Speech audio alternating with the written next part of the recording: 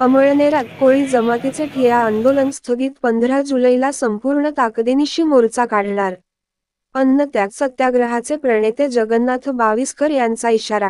चोपडा तालुक्यातील आदिवासी कोळी लोकांना टोकरे कोळीचे दाखले मिळावेत, यासाठी 1 जुलै रोजी अमळनेर प्रांत कार्यालयावर भव्य बिऱ्हाड मोर्चा व ठिय्या आंदोलन करण्यात येणार होते.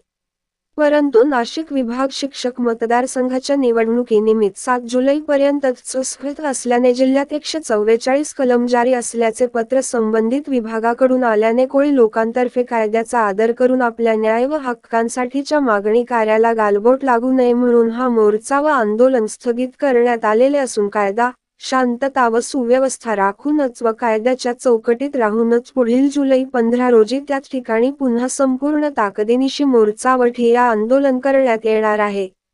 यासाठी तालुका, जिल्हा व राज्यभरातील हजारो कोळी बांधव अमळनेरात येणार आहेत.